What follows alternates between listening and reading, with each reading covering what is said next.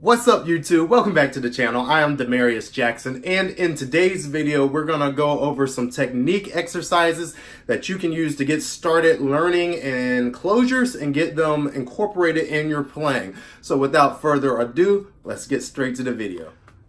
Alright, so one of the first prerequisites to being able to play this exercise and get started with enclosures is knowing and how to play and what diatonic triads are. So if you have no clue what those are, luckily enough, I'll put it down here on the screen, or you can go to my website, DeMariusJackson.com. I'll have a free PDF there if it's not loaded now, or it'll be loaded later on tonight. But basically these are going to be your diatonic triads. So very first one, G, B, D, next A, C natural, E, and so on and so forth, as you can see down here.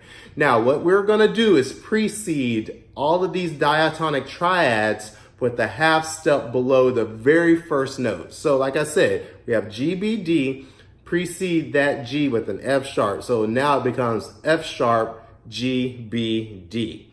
Then the next series of notes in the diatonic triad is going to be A, C, and E. So we're going to precede A, C, and E with the half step below that. So that becomes G sharp or A flat, A, C, E, and so on and so forth. Once again, pay close attention. This is just the first step in learning enclosures. So once again, this is really a technique exercise to get them under your fingers. Step one, if you will. So I'll cut to a clip of me playing step one in this process. Here we go.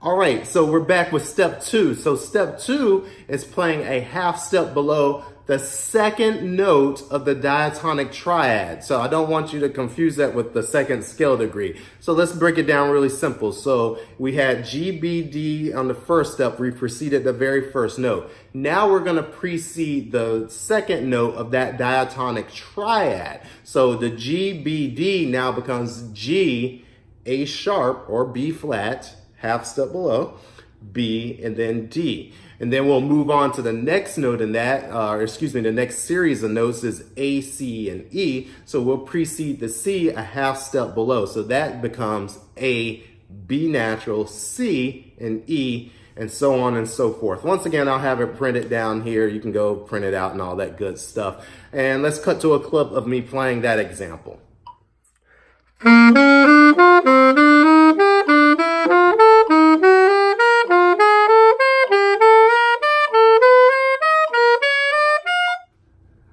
All right, and we're back for step three. So this is the third part of the exercise, and you probably guessed it. Now we're going to precede the third note of the triad a half step below. All right, so once again, the G, B, and D now becomes G, B, and a half step below the D. So C sharp on up to D. And then we'll go on with that same process throughout all the triads of the diatonic triad series for G major. So let's go ahead and cut to a clip of that.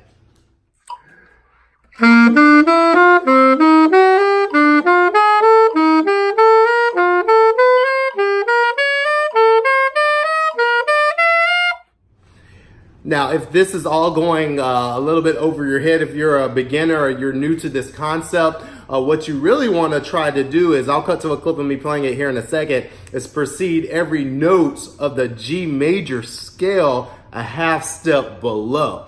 So all it is play your G major scale, starts on G, right?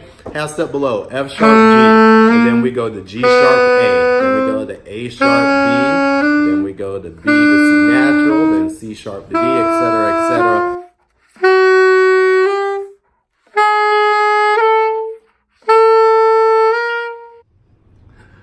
All right, so there you have it. First step of enclosures done. Learn it in all the keys. Get really familiar with it across your horn or your axe or whatever it is you play.